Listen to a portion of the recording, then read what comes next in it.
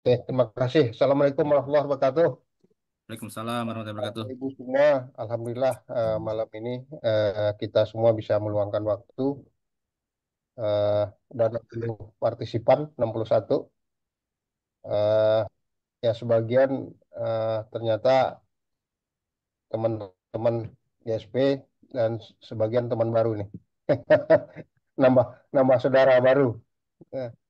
Eh, seperti yang disampaikan Kang Tatang tadi, eh, kita baru mulai jalankan bisnis kos-kosan ini, rumah kos eh, awal tahun kemarin dan penjualannya yang baru-baru belakangan ya. Dan ternyata respon eh, konsumen cukup baik. Jadi dari 7 kapling yang kita miliki di perumahan Taman Ramaga Hijau ini, eh, 4 ini sudah terjual. 4 ini memang kebetulan untuk kos-kosan di Dramaga Hijau ini kita buat dua tipe bangunan. Gambarannya seperti ini. Ini adalah 5 kapling yang berderet.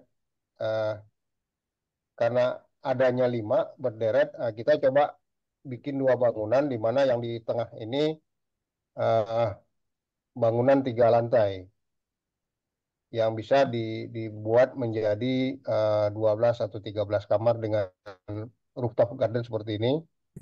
Nah, kita posisikan mereka di tengah.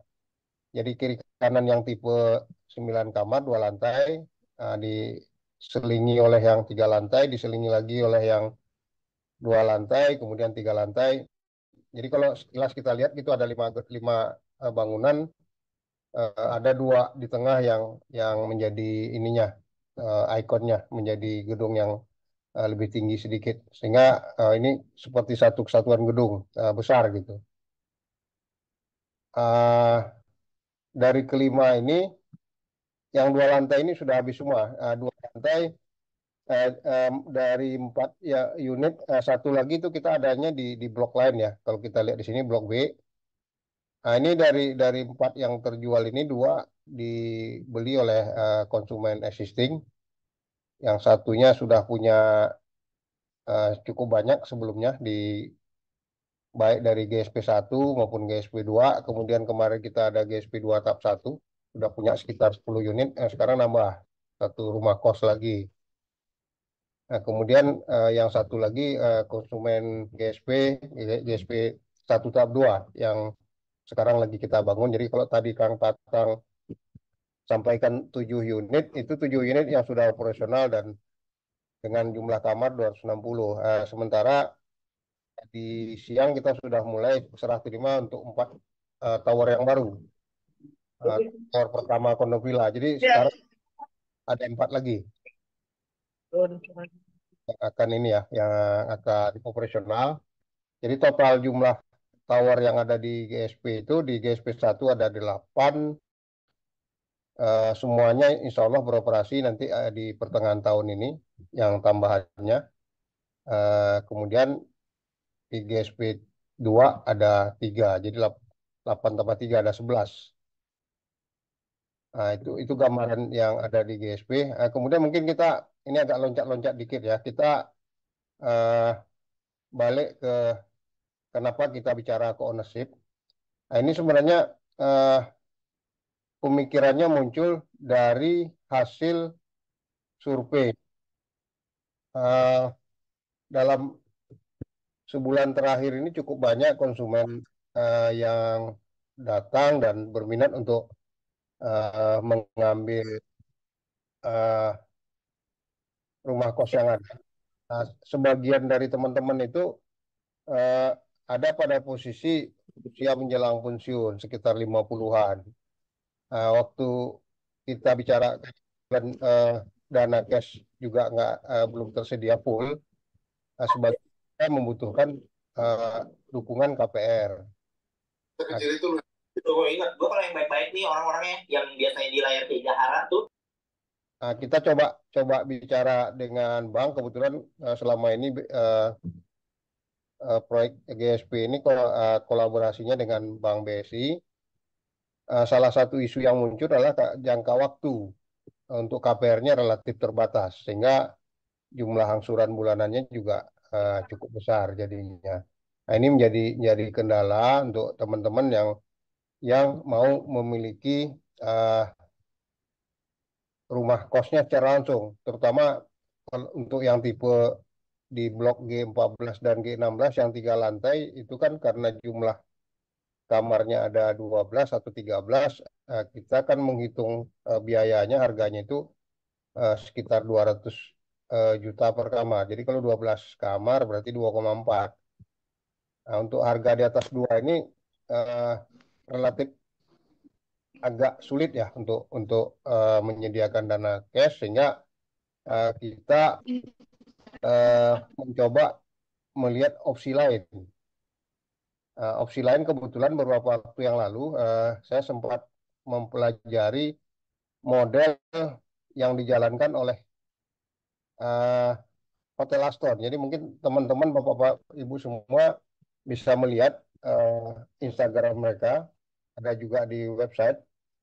Ini Hotel Aston Puncak ini eh, menjual unit kamar. Jadi tiap unit kondotel ini bisa dimiliki oleh 8 orang dengan eh, kontribusi sebesar eh, 300 juta per lot. Jadi di 2,4 M ini satu kamar kondotel dijual dengan pendekatan eh, sharing, ownership, kepemilikan bersama oleh 8 orang dengan harga per lot 300 juta. Nah, ini yang mereka lakukan. Saat melihat iklan ini saya terpikir juga eh, kenapa eh, karena sebelumnya ini banyak calon konsumen kita yang terkendala untuk membeli secara penuh eh, satu rumah kos khususnya yang 3 lantai. Nah, kenapa apa namanya model yang mereka eh, jalankan ini di Aston Puncak ini eh, tidak kita adopsi gitu? Kenapa kita nggak coba adopsi? Ya, ini yang kita coba pelajari. Nah, kemudian kita coba cari beberapa referensi tentang tentang apa konsep ownership itu. Nah, ini mungkin Bapak Ibu nanti bisa lihat di Google eh, dari segi hukumnya seperti apa.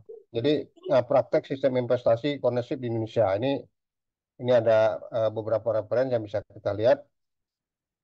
Eh, Pengertian dari ownership ini adalah ini kesepakatan bersama yang mendahului kepemilikan aset. Jadi artinya di sini apa yang kita lakukan di sini malam ini untuk melihat gambaran apakah memang eh, apa yang ada di GSP khususnya untuk proyek Student House by GSP ini memang menarik nggak untuk kita miliki bersama. Karena kalau sebelumnya dengan pendekatan biasa, eh, kalau kita lihat skematisnya ini kan pendekatan biasa ya, model kepemilikan properti secara tradisional atau general.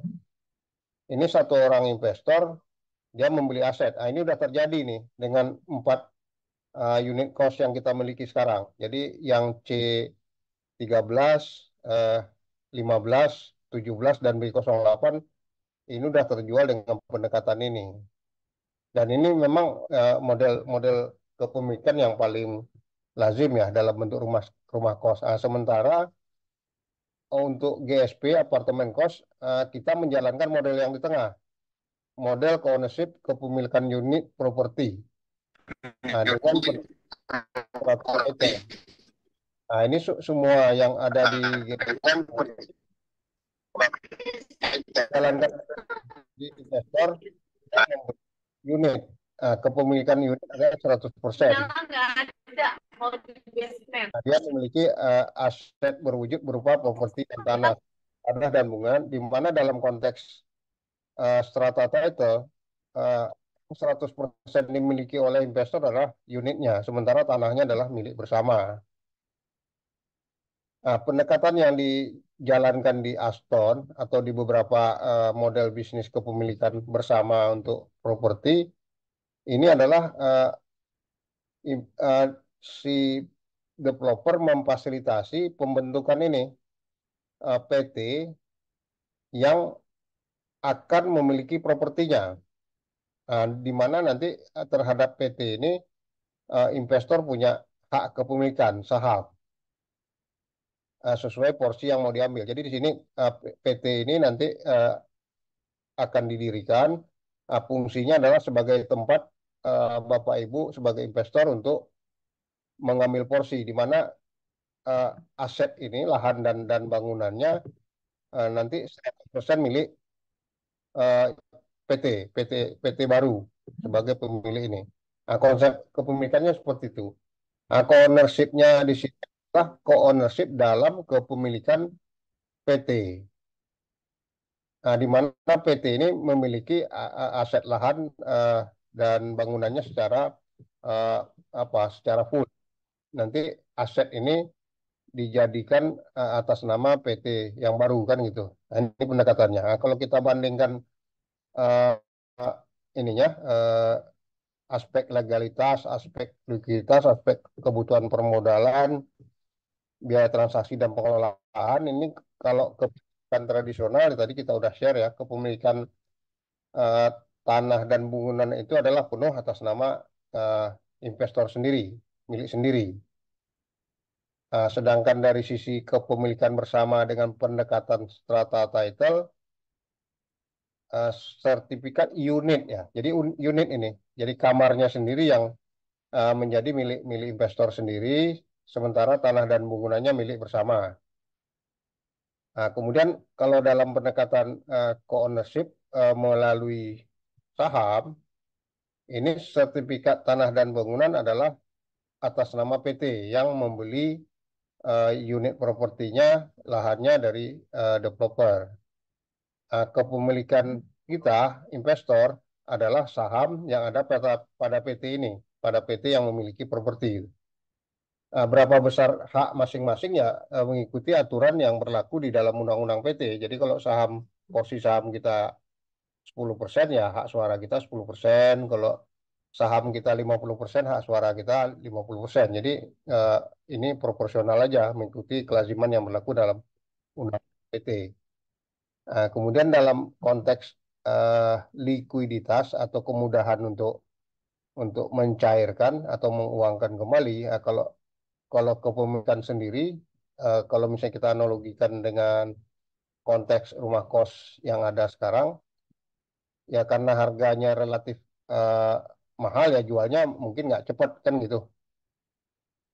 Kalau strata title karena harganya nggak terlalu tinggi untuk kasus GSP misalnya dulu mulai dari 150 sekarang 220 eh, likuiditasnya relatif relatif baik relatif ada pada posisi sedang dan tinggi.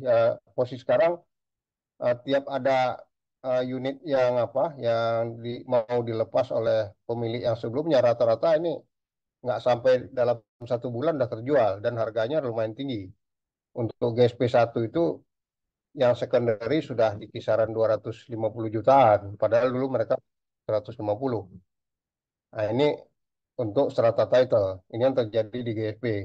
Nah, kemudian kalau co-ownership, eh, kalau misalnya kita butuh dana dan mau dijual, ini proses penjualannya relatif sederhana. Ini yang dijual adalah kepemilikan saham. Dan itu tidak harus semuanya. Jadi misalnya kalau kita punya 50% dan kita hanya mau jual 10% karena kebutuhan dana kita cuma 10%, yang kita lepas ya 10%-nya, 40% masih masih ada di kita gitu.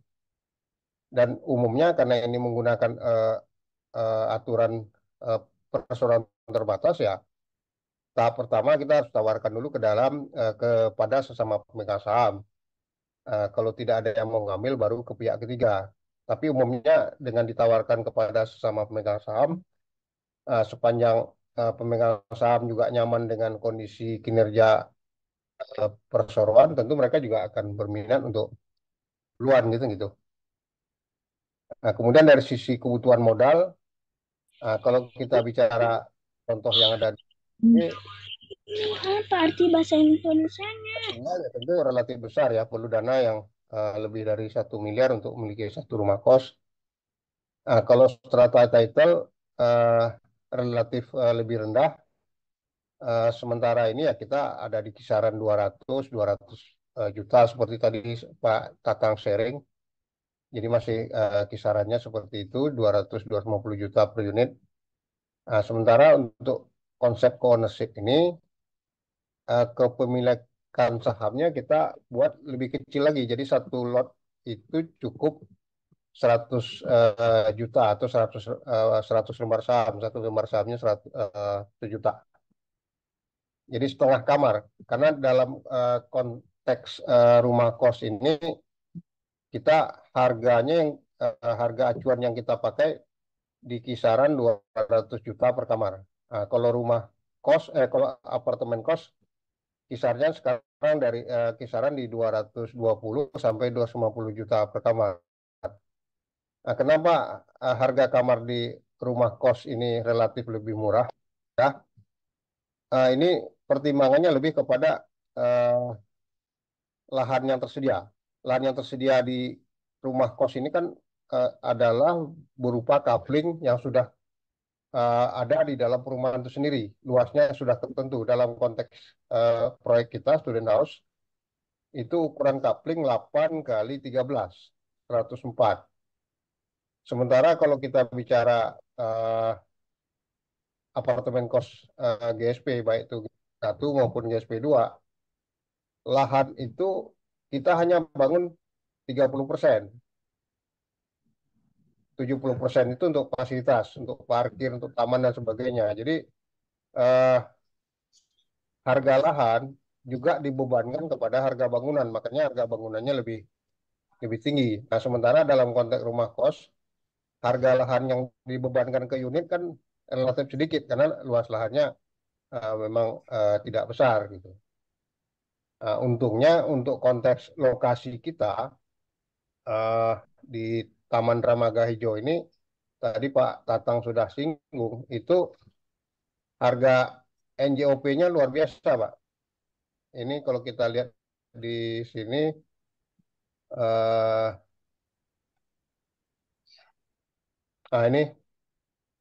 ini harga lahan per meter tahun 2022 lalu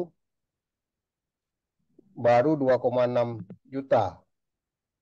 Tahun 2003 kemarin naik jadi 2,779, naik 5,2%. Tahun ini NJOP-nya 3745. Jadi eh, ini kondisi yang ada di Taman Dramaga Hijau karena kebetulan perumahan ini ada di pinggir jalan raya besar. Satu-satunya perumahan yang ada di jalan raya Dramaga ya perumahan ini yang paling dekat ke kampus IPB. Setelah Dramaga Hijau baru Dramaga Cantik. Tapi Dramaga Cantik kan kepotong dengan jalan apa? Jalan arteri Dramaga yang di belakang. Jadi mukanya ada dua, satu di jalan raya Dramaga, satu di jalan jalan arteri Dramaga. Nah, itu kok konteksnya proyek kita seperti itu. Eh, jadi kalau kita kembali ke apa ke perbedaan dan eh, nilai tambah masing-masing pendekatan ya ya seperti ini. Kemudian dari aspek pengelolaan, eh, ya kalau kepemilikan tradisional biasanya kita kelola sendiri ya, atau menggunakan jasa pihak ketiga, misalnya seperti Rukita, Kopi dan sebagainya. Kalau strata title eh, dalam konteks Green Student Village, kita memang menyediakan eh, jasa itu sejak awal eh, dalam bentuk estate management untuk memudahkan Bapak Ibu sebagai investor karena kita tahu kalau dikelola sendiri kita juga punya pengalaman punya apartemen beberapa tempat akan sangat sulit rumah kita di mana unit investasi kita di mana terus untuk kita datang ke situ kan membutuhkan waktu. GSP dari sejak kita bangun kita sudah siapkan fungsi estate manajemennya sehingga Bapak Ibu investor tidak direpotkan kalau ada konsumen yang mau menyewa. Nah, untuk rumah kos student house kita juga akan menggunakan pendekatan yang sama dengan yang ada di GSP. Jadi fungsi estate manajemen GSP yang sudah berjalan selama ini kita juga akan aplikasikan nanti untuk membantu Bapak Ibu yang memiliki investasi ini, baik itu dalam bentuk kepemilikan tradisional yang tadi ini empat rumah kos sudah terbeli secara perorangan, maupun nanti kepemilikannya dengan pendekatan ownership. Fungsi estate management ini bisa kita leverage untuk memudahkan Bapak Ibu dalam mengelola investasinya gitu. Ini tadi sudah dijelaskan ya, Kang Kakang juga. Ya, kenapa ke ownership di develop? Ya, pertama ya dalam kaitannya dengan kebutuhan modal investasinya bisa lebih kecil. Kemudian investasinya bisa fleksibel, Anda dapat menambah jumlah investasi setiap saat sesuai kebutuhan. Kemudian kita bisa mendiversifikasi investasi. Artinya kalau misalnya tadi kita punya uang 1-2 M, dibeli satu rumah kos aja. Nah, ini kalau kita punya uang 1-2 M, kita bisa bagi sebagian diinvestasikan dalam bentuk rumah kos, ownership, sebagian mungkin untuk yang lain. Ini bagian dari mitigasi risiko ya. Bagaimana kita eh, menempatkan investasi dalam satu keranjang. Ini tadi udah kita share. Nah, kemudian sebelumnya ada juga yang mau pertanyakan apa perbedaan co-ownership dengan crowdfunding. Karena sekarang pemerintah juga sejak 2018 ya ini POJK terakhir tentang securities crowdfunding. Di sini di peraturan ini masyarakat bisa uh, melakukan investasi uh, untuk diinvestasikan pada usaha-usaha atau proyek-proyek tertentu yang ditawarkan oleh penerbit. Konteksnya ini adalah crowd dari banyak pihak dan nilainya kan kecil-kecil ya. Uh, Bisa 1 juta, bisa 5 juta, sehingga memang diperlukan infrastruktur. Ini adalah teknologi securities crowdfunding yang disediakan oleh penyelenggara di bawah pengawasan OJK. Kepesertaannya karena dia relatif kecil itu bisa mencapai 300 investor, 300 pihak. Kemudian bagaimana investor itu terlibat dalam memverifikasi atau mengelola aset usaha, mereka tidak terlibat secara langsung, hanya berdasarkan informasi pada prospektus. Karena memang karena jumlahnya banyak, mereka kan nggak mungkin ikut terlibat langsung dalam mengawasi atau operasionalnya gitu. Kemudian di sini ada PT-nya juga, ada RUPS-nya juga, tapi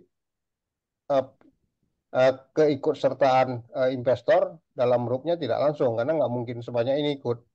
Dia diwakili oleh bank kustodiannya gitu. Kemudian kepemilikan investor di dalam perusahaan yang ikut securities crowdfunding menjadi sini, peserta ini tercatatnya pada bank kustodian karena banyak tidak tercatat langsung di dalam akta perusahaan. Kalau kita bicara co-ownership untuk kepemilikan bersama terhadap suatu aset usaha, mekanisme yang berlaku adalah Undang-Undang PT tentang Undang-Undang Nomor 40 Tahun 2007 ya tentang PT. Tujuan pembentukan usaha ini atau perseroan terbatasnya apa gitu? Tujuan pembentuk kalau dalam konteks rumah kos kita adalah kesepakatan bersama para pemegang saham untuk memiliki suatu aset atau kegiatan usaha tertentu. Dalam hal ini adalah memiliki rumah kos yang kepemilikan rumah kosnya dilakukan secara bersama. Kemudian dalam konteks satuan harga saham, ya kalau tadi crowdfunding ya mereka receh. Saya pun juga investasi di crowdfunding untuk beberapa minimarket. 5 juta, 10 juta, kita udah bisa terlibat di situ, tetapi ya tentu margin yang kita peroleh sesuai dengan nilai yang kita investasikan. Kalau dalam co-ownership ini ya satuan harga saham relatif lebih besar dibandingkan crowdfunding dan berapa nilainya ya sesuai kesepakatan bersama pemegang saham. Nah, sesuai juga dengan besarnya kegiatan usaha yang akan dijalankan Enggak ada, bersama. pemerintah Nah, nggak ada kemudian usaha tadi ya.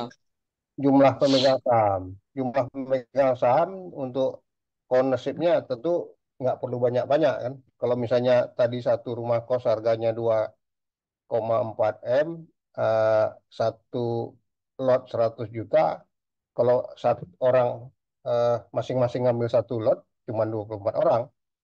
Tapi kalau misalnya satu orang ngambil 5 lot, ya mungkin 4-5 orang udah selesai. Jadi satu PT itu mungkin hanya dimiliki oleh 4-5 orang yang berkongsi untuk memiliki rumah kos itu.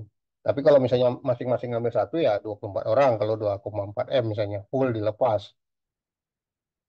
Nah, kemudian bagaimana memverifikasi aset atau usaha? Nah, dalam konteks ownership ini dilakukan secara langsung oleh calon pemegang saham. Artinya apa?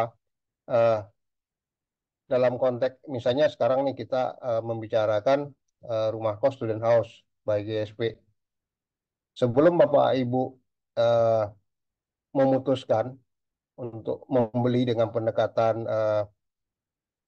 pembelian lot saham terhadap rumah kos ini, ya Bapak Ibu bisa terlebih dahulu melakukan verifikasi. Jadi kita harap Bapak Ibu yang tertarik untuk memiliki rumah kos secara ownership, ya besok kita menyediakan waktu untuk melihat secara langsung objeknya, melihat progres di lapangan seperti apa, melihat kondisi pasarnya, lingkungan sekitar lokasi yang akan dibangun itu seperti apa. Sehingga Bapak Ibu eh, dapat memiliki keyakinan apakah memang apa yang disampaikan tentang prospek usaha ini, tentang prospek rumah kos ini eh, sesuai nggak, layak nggak, potensial nggak untuk Bapak Ibu ikut terlibat. Kalau memang tidak dirasa tidak sesuai ya nggak ikut gitu. Jadi prosesnya diverifikasi langsung, Bapak Ibu sendiri yang lihat. Nah, kalau kita di crowdfunding, kita nggak bisa langsung melihat usahanya. Usahanya ada di mana, kita hanya baca prospektus, cerita-cerita yang ada di dalam dokumen ini. Nah, kalau kita yakin dengan prospektusnya, ya kita invest kan gitu. Kalau securities crowdfunding. Nah, kalau ownership ini kita verifikasi langsung dulu, cek. Kemudian kalau rasanya nyaman, sesuai antara misalnya apa yang kita gambarkan tentang prospeknya dengan feeling Bapak Ibu ya Bapak Ibu invest. Kalau nggak ya nggak usah kan gitu. Nah, kemudian keterlibatan dalam RUPS. Ya, karena perusahaan ini jumlah megang sahamnya kecil ya tentu semua pemegang kan bisa terlibat langsung dalam mengambil kebijakan atau keputusan-keputusan dalam RUPS. Nah, kemudian bagaimana kepemilikan Bapak Ibu dalam perusahaan? Ini karena memakai Undang-Undang PT, ya ini setiap pemegang saham akan tercantum dalam akta perusahaan sesuai dengan jumlah lembar saham yang dimiliki.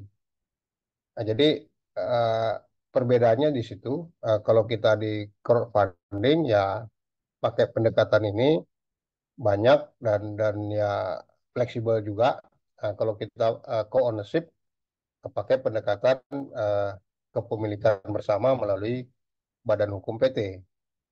Nah, kita melihat pendekatan ini eh, akan lebih memudahkan kita bersama karena secara umum mekanisme operasional dan legalitas PT eh, hampir semua orang tahu ya dan mudah dipelajari.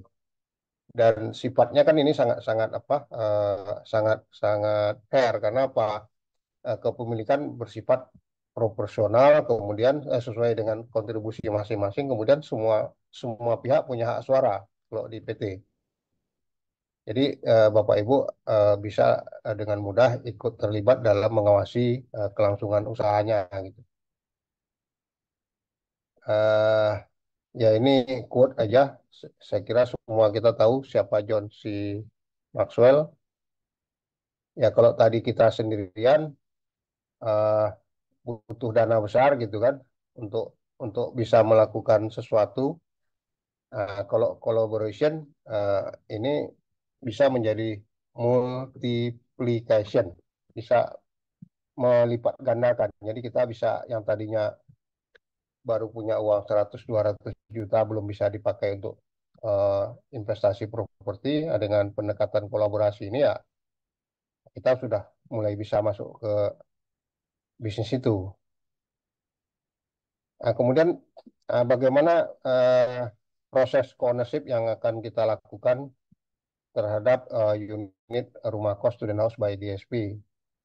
Nah, ini kita dalam konteks ini ya sebagai developer eh, ada atau tidak ada co-ownership, kita kan tetap membangun ini ya rumah kos ini, menawarkan juga kepada investor, dan alhamdulillah kan dari 7 yang ada tiga empat kapling sudah terjual. Nah, sementara untuk 2 kapling yang blok eh, G14 dan 16 yang didesain dengan model ini 3 lantai, 12 atau 13 kamar. Nah, ini beberapa calon konsumen kemarin masih ada kesulitan untuk invest langsung secara personal karena nilai investasinya cukup besar. Nah, di sini kita menawarkan pendekatan di mana developer akan memfasilitasi pembentukan badan usaha yang akan memiliki rumah kos ini. Nah, ini kita sudah coba lihat di Kemenkumham, nama PT Sinergi Bersama Madani ini masih ada. Nah, kita sudah coba pesan ke notaris untuk nama ini di booking untuk kita. Nah, kemudian setelah Bapak Ibu nanti melakukan visit dan menganalisa terhadap kelayakan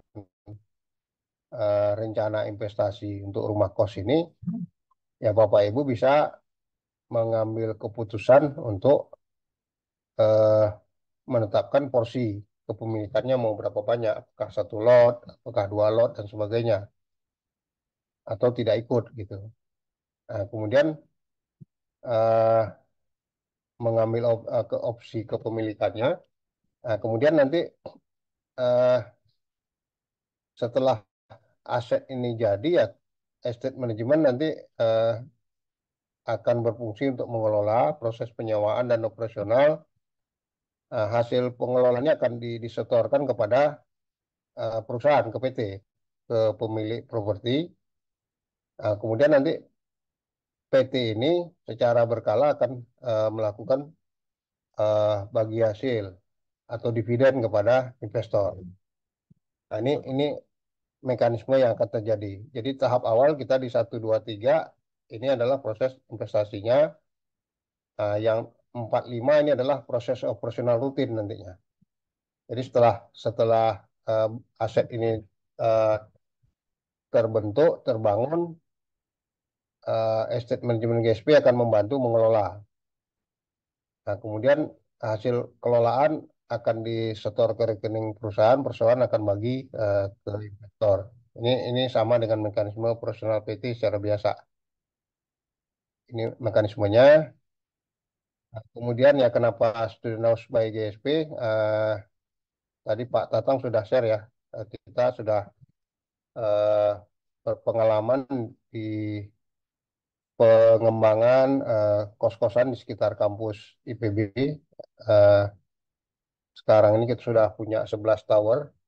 Selama ini pendekatannya memang strata title, dan GSP sekarang menjadi reference untuk tempat kos favorit di kawasan kampus. Kita punya fungsi estate management.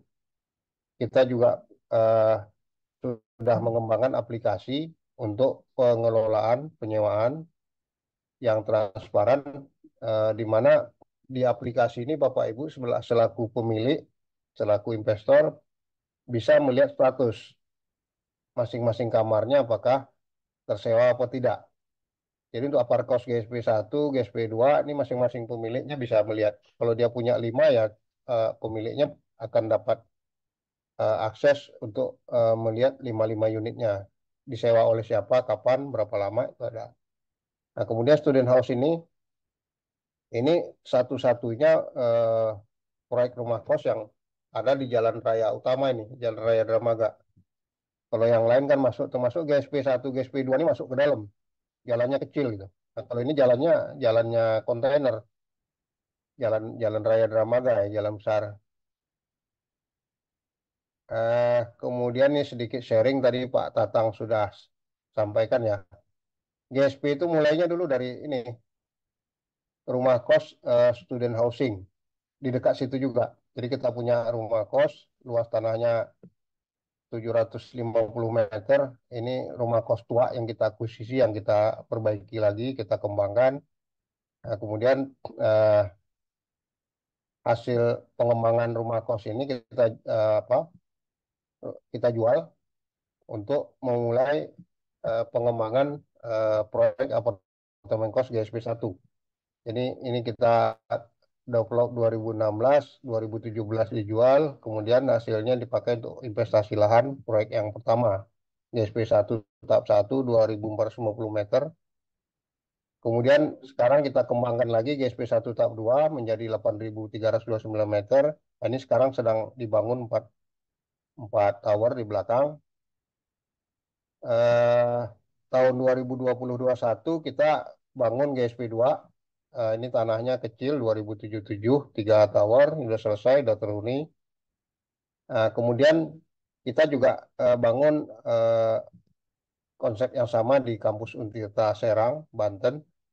Kemudian di GSP 1 nanti akan ada lagi perluasan, ini ada tambahan lahan sekitar 8.000 meter yang bisa dibangun 10 lagi, dan secara paralel juga sekarang kita bangun rumah kos student house di Jalan Raya Dramaga. Ini gambarannya, ini kalau yang belum sempat ke GSP 1 ya ini kira-kira seperti ini.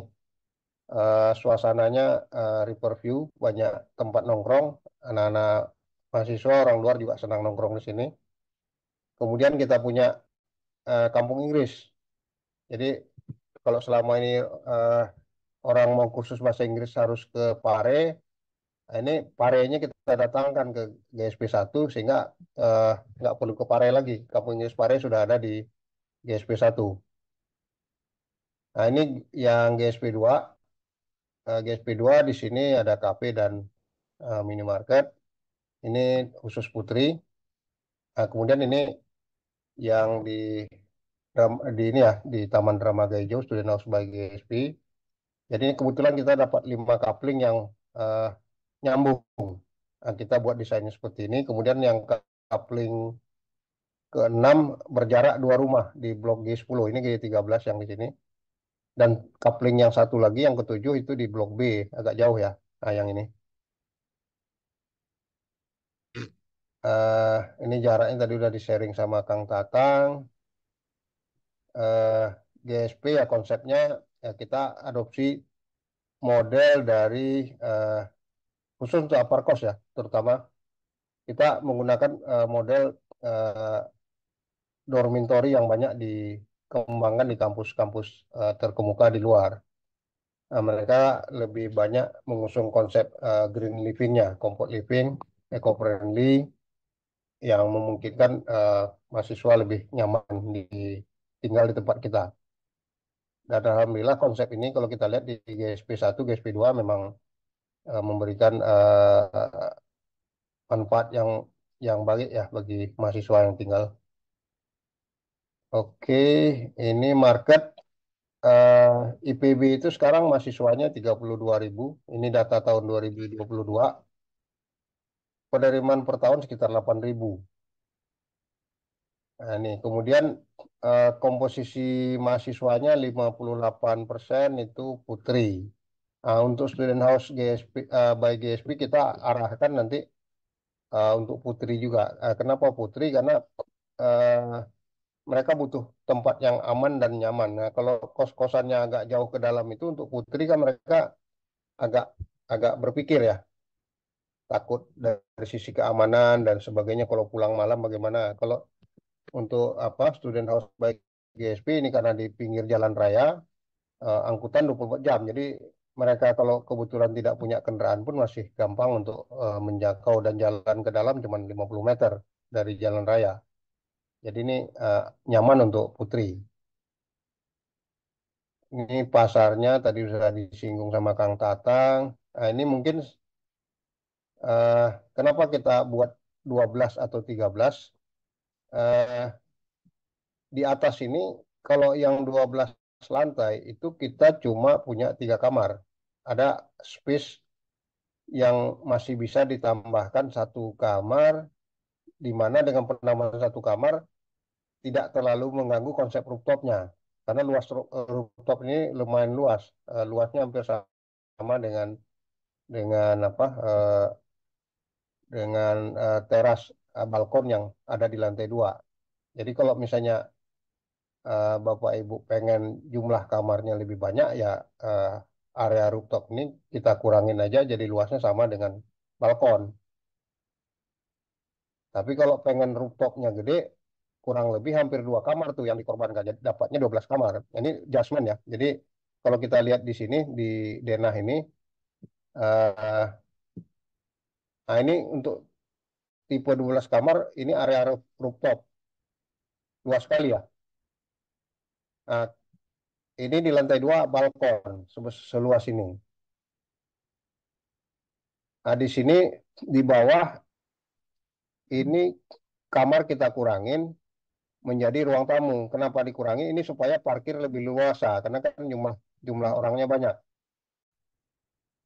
Tetapi kalau misalnya kita ingin ini jadi kamar seperti yang di tipe 9 ini sebenarnya parkirnya berkurangnya nggak terlalu banyak. Nah, di bawah ini bisa jadi 4 kamar. Kalau sekarang desainnya sekarang di bawah ini 3, di atas di lantai 2 itu ada 5, kemudian di atas lantai 3 ini ada 4. 1, 2, 3, 4. Jadi 3 tambah 5, 8 ya. Tambah 4, 12. Nah, kalau rooftop ini sebagian dikurangi menjadi kamar 1 di sini, ini jadi 13. Nah, kalau yang ruang tamu ini dikonversi jadi kamar, ini jadi 14. Tapi kalau misalnya kita ingin kenyamanan, ya ini bisa tetap jadi ruang tamu, ruang belajar bersama. Di bawah cuma hanya 3 kamar, jatuhnya 13. Nah, ini bisa jadi bahan diskusi nanti pada saat pembangunan ya. Eh, Kalau misalnya kita sepakat secara bersama ambil ini, nah kita ininya nyamannya gimana? Dalam konteks area parkir, desain bangunan yang sekarang ini dengan lebar lahan 8 meter, ini mobil masih bisa masuk 2. Nah, sisanya dipakai untuk motor. Nah, karena ini jumlah penghuninya nanti banyak, makanya ini kamar ini kita kita korbankan sedikit. Tidak jadi kamar tapi hanya ruang ruang bersama gitu. Nah, sehingga jumlah motor yang bisa parkir dalam juga cukup sesuai dengan jumlah kamar. Ini yang 12, ini yang tipe 13-nya seperti ini, sorry. Ini. Jadi ini kamar yang ditambah, ini adalah area rooftopnya, kan masih luas ya rooftopnya. Ini area balkon di lantai 2. Jadi di tiap lantai ini eh, mereka punya punya space yang cukup untuk eh, kolaborasi untuk belajar bersama. Jadi mahasiswa yang tinggal di sini tidak dipaksa untuk diam di kamar karena nggak ada tempat bersamanya. Di tiap lantai sudah ada. Lantai 1 ada ini, lantai 2 ada balkon, lantai 3 ada eh, balkon atau rooftop lah untuk nongkrong-nongkrong. Nah, ini konsep desain yang kita buat. Kemudian di lantai bawah ini nanti ada dapur kecil. Jadi kalau mereka pengen eh, masak, bikin kopi ya nggak usah di kamar. Sudah ada dapur kecil, di bawah tangga ini ada toilet kecil untuk kegiatan untuk ini nanti untuk bibi-bibi yang membersihkan rumah ini kan nggak mungkin dia eh, numpang ke toilet penghuni kan. Nah, kita sediakan di sini ada toilet kecil, ada dapur dan peralatan-peralatan kebersihan nanti ada di bawah sini.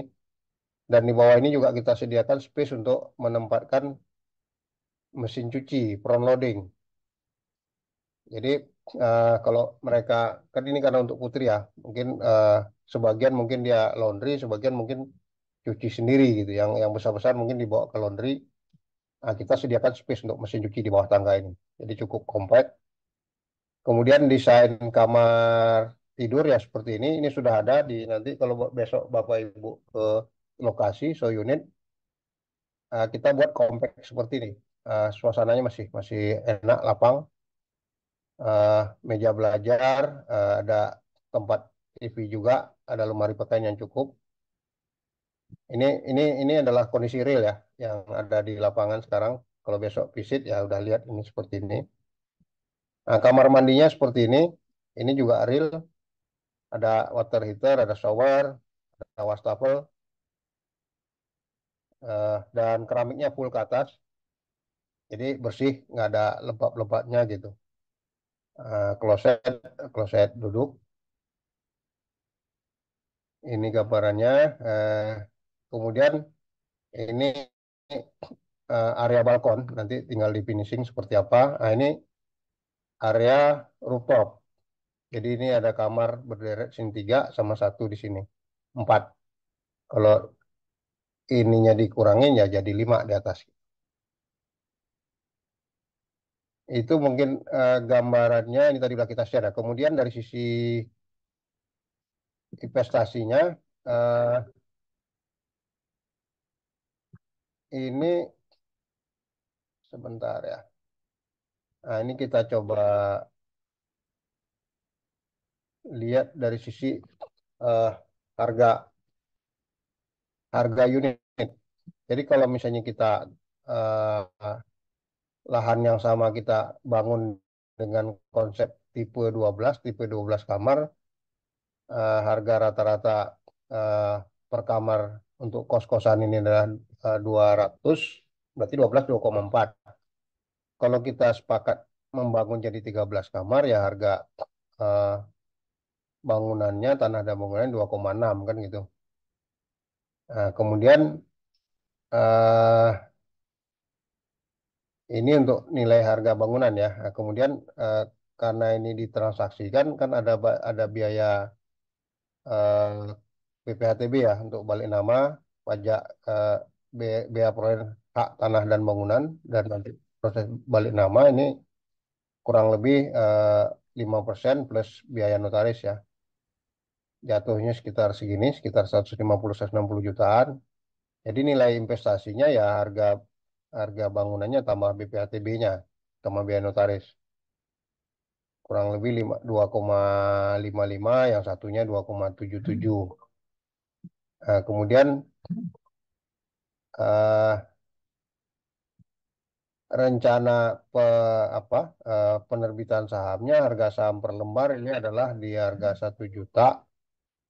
Ya kalau tipe 12 berarti kan 2,5 M ini bagi juta berarti ada 2.500 lembar. Kalau tipe yang 13 2,7 M, ada 2.700 lembar. Kalau sahamnya dilepas 70%, berarti ada jumlah saham yang dilepas 1.700. Nah, kalau satu lot itu 100 ya kurang lebih 18 lot gitu kan. 179 soalnya. Nah, kalau untuk tipe 13, kalau yang dilepas 70%, jumlah lembar sahamnya 1.900, kurang lebih 19 lot. Itu kira-kira seperti itu. Nah, 30%-nya kemana? 30%-nya masih atas nama developer PT Madani. Nah, kenapa 30%? Nah, ini lebih eh, memberi kenyamanan kepada Bapak Ibu investor bahwa developer pun masih punya share 30% di situ, dalam rangka memastikan ini memang berjalan seperti yang kita rencanakan. Apakah porsi developer bisa dikurangi? Ya bisa aja, itu tergantung kesepakatan kita. Itu kan saham ya. Bisa aja misalnya nanti porsi kepemilikan developer atau PT Madani tinggal 20%, Bapak Ibu investor 80%. Dan nanti ada salah satu investor punya kepemilikan 50%. Itu kan kesepakatan ya. Kalau dalam PT kan bebas saja. Siapa mau berapa gitu. Sepanjang semua sepakat, rupnya mengesahkan ya jalan kan gitu. Nah, ini kira-kira gambarannya seperti itu. Kemudian tadi ini sudah di-sharing sama Kang Tatang ya, dengan kondisi sekarang 1,5 juta itu adalah bottom line yang umum terjadi di GSP. Itu kesepakatan kita untuk harga sewa paling murah kan 1,5. Nah, kita ambil angka yang sama. Harapannya sih bukan segini di atas ini, tapi kita ambil yang basic dulu aja. Nah, kalau 1,5 juta per bulan, kalau 12 kamar ya berarti 18 juta eh, income-nya per bulan. Kalau per tahun jadi 216. Nah, kalau dihitung dari income ini, bagi hasil per lot dari 100 juta itu adalah 9 jutaan tadi udah sharing ya.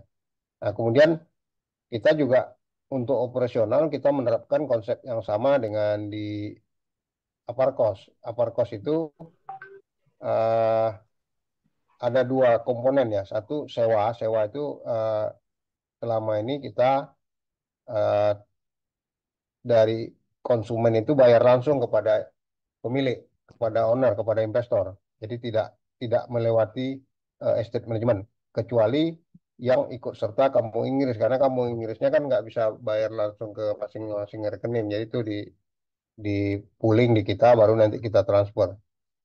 Nah, sedangkan yang Aparkos eh, langsung ke masing-masing pemilik. Kemudian untuk mengelola kawasan, kita menerapkan eh, IPL, iuran pengelolaan lingkungan, yang dibebankan kepada penyewa. Untuk Aparkos itu sekarang 175. Untuk di sini kalau 175 itu kita hitung-hitung eh, nggak cukup untuk biaya personal. Jadi di sini arahnya nanti 200.000, sehingga di sini ada biaya operasional kalau dia 12 kamar itu 2,4. Kemudian nanti ada manajemen fee untuk orang yang kita tunjuk mengelola ini 5% dari income. Nah, uang yang IPL ini digunakan untuk apa? Ya seperti ini. Jadi untuk membayar bibi-bibi yang akan membersihkan kos-kosannya, mungkin dia pulang hari ya, karena memang nggak ada tempat tinggalnya di situ. Nah, tiap hari dia datang, dia bersihkan apa yang perlu dikerjakan di situ, kebersihan ya. Kemudian nanti ada fasilitas bersamanya. Kalau mereka pengen wifi-nya lebih besar dari yang disediakan secara kolektif, ya dia harus nambah sendiri. Tapi kalau misalnya ini sudah cukup, ya mereka sharing dari wifi yang ada. Kemudian ada biaya listrik untuk area bersama. eh, Sementara per kamar masing-masing punya token, jadi dia bayar sendiri listriknya. Ini adalah untuk pompa air, untuk taman, untuk koridor. Kemudian ini untuk kebersihan lingkungan, keamanan lingkungan. Nah, bahan-bahan pembersih mudah-mudahan cukup segini, 100-an ribu, kemudian cadangan. Jadi uangnya habis nih. Nah, itu kira-kira penggunaannya. Nah, mungkin itu ya gambaran eh, investasi dan operasional eh, bisnis kos-kosan yang tersedia di Student House GSP. Tipe 13 ya bedanya cuma jumlah jumlah kamar. Kalau eh, income per lot ya sama aja ya 9 jutaan gitu dari 100 juta yang diinvest gitu. Itu mungkin Bapak Ibu gambarannya. Mungkin tim kita dari GSP ada yang mau nambah, mungkin Pak Arhan atau yang lain silakan. Ya, Sebelum terima tanya kasih jawab ya banyak silakan. Ya, Pak Erzon atas penjelasannya. Mungkin ini karena mengingat waktu juga, Pak, dan sudah iya. banyak pertanyaan. Apa boleh masuk ke tanya jawab mungkin? Boleh, boleh, boleh. Ini kalau ada yang mau ditambahkan silakan, kalau enggak kita lanjut ke tanya jawab. Oh iya, Dari tim nggak ada ya? Ada yang mau ditambah nggak ada?